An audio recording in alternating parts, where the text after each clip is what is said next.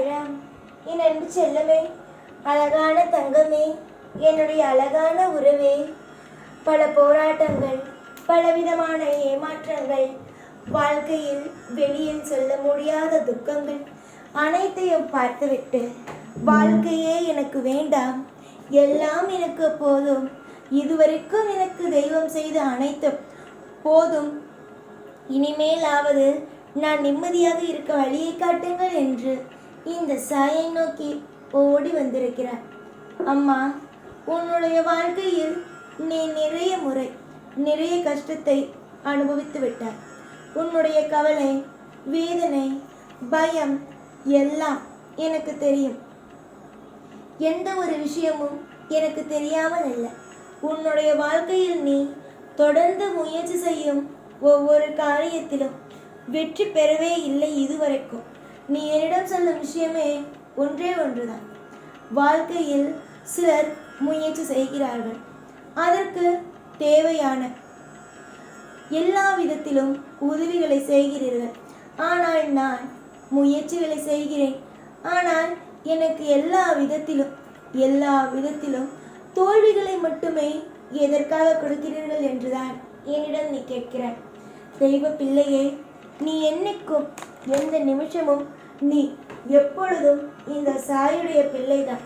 நீ எந்த அளவுக்கு மனவேதனையோடு, எந்த அளவுக்கு மனதில் குழப்பத்தோடு என்னிடம் ஒவ்வொரு கேள்வியையும் கேட்கிறாய், உன்னுடைய வேதனை என்னென்ன என்பதை என்னிடம் சொல்கிறாய் என்பது எனக்கு நன்றாகவே புரிகிறது. அவசரமாக எந்த ஒரு விஷயத்தையும் நான் செய்வது அல்ல.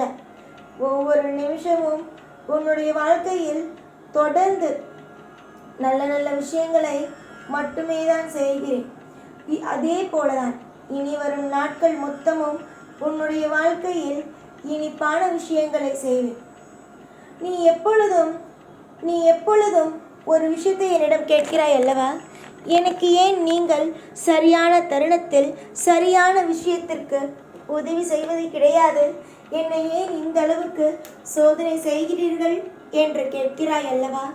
இது எல்லாவற்றுக்கும் ஒரே ஒரு விஷயம் மட்டும்தான் நான் சொல்ல ஆசைப்படுகிறேன். இதுவரைக்கும் ஏன் இதை செய்தேன், ஏன் இதற்கு முன்பு சோதனை செய்தேன், ஏன் எப்பொழுதும் உன்னை கஷ்டப்படுத்தி கொண்டு இருக்கிறேன் என்று நீ கேட்கும் அனைத்து விதமான கேள்விகளுக்கும் ஒரே ஒரு பதில்தான். இனி நடக்கப் போகும் விஷயம் அனைத்தும் நன்மைக்கு. ஏற்கனவே நான் சொன்னபடி வாழ்க்கையில் கர்மா என்பதெல்லாம் விடு. இதற்கு மேல் எல்லாம் திருப்தி மட்டும்தான். இந்த சாய் இருக்கும்போது யாரும் எந்த ஒரு விஷயத்தையும் நினைத்து கவலைப்பட வேண்டும் என்று அவசியம் அல்ல. கவலை இல்லாமல் சிறப்பாக இருக்கலாம். நாளுக்கு நாள் பிரச்சனைகளும், நாளுக்கு நாள் கஷ்டங்களும் ஒவ்வொன்றாக வந்து கொண்டே இருக்குது. எல்லாமே நீ என்கிட்ட சொல்கிற ஒரே ஒரு விஷயம் என்ன தெரியுமா? கஷ்டம் வருதுன்னு தெரியுது, நஷ்டம் வருதுன்னு தெரியுது, ஏன் என்ன நீ இதில் இருந்தெல்லாம் காப்பாற்றுறதில்ல அப்படிங்கிறது மட்டும்தான். உன் வாழ்க்கையில் இதுக்கு முன்னாடி கஷ்டம் வந்த போதும், உன்னுடைய வாழ்க்கையில் எல்லா விஷயத்திலேயும் நீ துன்பத்தில் அனுபவிக்கும் போதும் உதவி செய்யவே இல்லையே என்று நீ ஏக்கத்தோடு பார்த்த போதும் உனக்கு நான் உதவியாகத்தான் இருந்தேன்.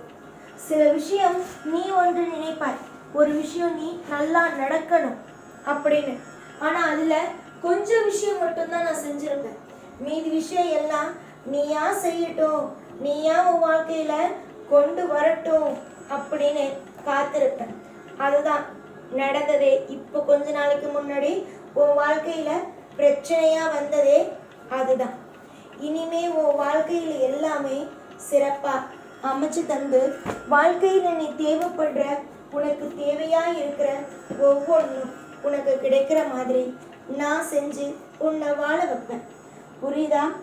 எந்த ஒரு பிரச்சனையாக இருந்தாலும் என்கிட்ட நீ ஓடி வந்து தைரியமாக தன்னம்பிக்கையோட நீ சொல்லலாம், எனக்கு இந்த விஷயம் நடந்துச்சு, இதில் நீ ஏன் உதவி செய்யலை அப்படின்னு கேட்கலாம். ஏன்னா உனக்கு எல்லா உரிமையும் இருக்குது. உனக்கு ஒரு விஷயத்தை மட்டும் சொல்கிறேன். இருவர் 2 பேரும் வேலை தேடி தேடி அலுவலகமாக ஏறி ஏறி போனாங்க. ஒருவரும் யாரும் எந்த வேலையும் எதுவும் கிடைக்கவில்லை, எதுவும் யாருக்கும் கொடுக்கவும் இல்லை. இருவரும் உள்ளூர் நூலகத்திற்கு சென்றபோது சந்தித்தார்கள். ஒரே இடத்துல 2 பேரும் சந்திச்சாங்க. அப்போது நகல் எடுக்கும் கடை வைப்பதை பற்றி, நீ பாதி பணம் போடுறதா இருந்தால் உன்னையும் பங்குதாரராக சேர்த்து கொள்கிறேன் என்று கூறினான் அச்சு. சரி என்று சொன்னான் சச்சு. இவருடைய பேர் என்ன? அச்சு, சச்சு. அச்சு சொன்னான், நீ எனக்கு பாதி பணம் கொடு, உனக்கு நான் என்னோட பங்குதாரராக உன்னை நான் சேர்த்துக்கிறேன்னு சொன்னான். அதுக்கு சஞ்சு சரி அப்படின்னு சொல்லிட்டான். சச்சு ஆர்வத்துடன் ஒரு வாரம் இதை எடுத்து அதில் ஒவ்வொரு விஷயமா 2 பேரும் சேர்ந்து மாறி மாறி செஞ்சாங்க. அப்போது சச்சு அந்த ஜெராக்ஸ் மிஷின் இருக்குல்ல, அந்த மிஷின்லாம் எப்படி வாங்கலாம், என்ன ஏது அப்படின்னு சொல்லிட்டு தீவிரமாக விசாரணை செஞ்சு எல்லாமே வாங்கிட்டு இருந்தான். அப்போ திருப்பியும் ஒரு நாள் என்ன பண்ணாங்க, ஒரு நூலகத்துக்கு போய் 2 பேர் என்னென்ன மாதிரி வேலை செய்யலாம், நம்ம ஜெராக்ஸ் கடை வச்சோம் அப்படின்னா இதில் என்னென்ன இன்னும் முதலீடு போட்டு என்னென்ன விஷயம் செய்யலான்னு புத்தகம், அதாவது தொழிலை தொடங்குறதுக்கான புத்தகத்தை எல்லாத்தையும் படிச்சுட்டு இருந்தாங்க. படிச்சுட்டு இருக்கும்போது அதில் அச்சு என்ன பண்ணா அப்படின்னா, அந்த புத்தகத்தில் இருக்கிற ஒரு பக்கத்தை கிழிச்சிட்டான். அது முக்கியமான பக்கம், அந்த புத்தகத்துக்குன்னு முக்கியமான பக்கத்தை கிழிச்சிட்டான். இது இன்னொருத்தவன் நின்றுட்டு இருந்தான், அவன் கூட இருந்தவன் பார்த்தான். பார்த்துட்டு ஒன்றுமே சொல்ல முடியல.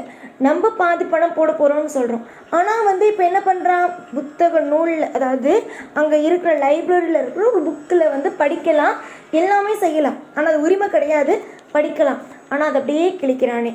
இப்போது நம்ம இவனுக்கு பங்குதாரர், அதாவது நம்ம ஒரு காசு இவனுக்கு கொடுத்து அந்த காசை நம்ம திரும்பி கேட்குறோமோ, இல்லை ஏதாவது ஒரு நல்ல பிரச்சனை வருதோ, இவன் அந்த காசை திருப்பி தரமாட்டேன்னு சொல்கிறதோ, இல்லை தொழிலில் ஏதாவது நமக்கு தொந்தரவுகளை கொடுக்குறதோ இவன் கண்டிப்பாக செய்வான்னு என்ன சொல்லிட்டான்.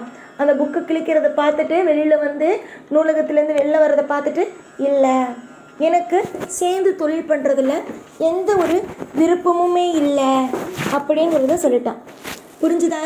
அவன் ஒரு இடத்துல சுதாரித்தான், ஆனால் சுதாரிச்சுட்டு வெளியில் நான் பண்ணலை அப்படின்னு சொல்லிட்டான். ஆனால் இது நான் ஏன் சொல்ல வரேன் அப்படின்னா, உனக்கும் இது மாதிரி நிறைய நண்பர்களுடைய முகத்தை காட்டியிருக்கிறேன். அவங்கவுங்க செய்கிற நிறைய தப்புக்கான விஷயத்தை காட்டியிருக்கேன். ஆனால் நீ எதையாவது புரிஞ்சுக்கிட்டியா? அவங்கவுங்க என்னென்ன செய்கிறாங்க, ஏது செய்கிறாங்கன்னு புரிஞ்சுக்கிட்டியா? எல்லா விஷயத்துலேயும் ஏமாந்து போனேன், எல்லா விஷயத்துலேயும் வாழ்க்கையை இழந்துட்டு இப்போ நிற்கிறேன். நான் உங்ககிட்ட ஒரு விஷயத்தை மட்டும் என்றைக்குமே சொல்வேன், அம்மா உனக்காக எப்போதும் நான் இருக்கேன்னு சொல்லுவேன். ஆனால் நீ ஏதாவது ஒன்றத்தை நம்பியிருக்கியா? நம்பினதில்லை. ஆனால் ஒருத்தவன் உன்னை நம்பிக்கை துரோகம் செய்கிறான் அப்படின்னு சில பேரை தெரிஞ்சு உன் கூடவே வச்சுக்கிறது என்ன நியாயம்? முதல்ல அதை சொல்லி பார்க்கலாம். என்ன நியாயம்? நியாயமே இல்லை. புரிஞ்சுதா? ஒரு ஆளை உனக்கு காட்டுறேன், ஒரு ஆள் உனக்கு தப்பானவங்க அப்படின்னு காட்டுறேன்னா அதை புரிஞ்சுக்கணும். அதை விட்டுட்டு ஓ இஷ்டத்துக்கு எல்லாத்தையும் பண்ணிக்கிட்டு ஓ இஷ்டத்துக்கு எப்போ பார்த்தாலும் நான் சொல்கிறத காதலையே வாங்காமல் உன் இஷ்டத்துக்கு நீ இருந்த அப்படின்னா வேதனைகளை சம்பாதிச்சு தான் ஆகணும். இந்த மாதிரி உன்னை சுற்றி இருக்காங்க பற்றியா, நண்பர்கள், உறவுகள் அப்படின்னு சொல்லிட்டு இருக்காங்க பற்றியா, அவங்களுக்கு நேராக நீ கஷ்டத்தை அனுபவிச்சு தான் ஆகணும். எல்லாத்தையும் புரிஞ்சு நடந்துக்கோ, தெரிஞ்சு நடந்துக்கோ. காலமாக உனக்காக நான் இருக்கேன், அடையாளத்தோட ஆட்களை காட்ட எப்பயும் கூடவே இருப்பேன். இந்த சாய்நான். ஓம் சாய்ராம்.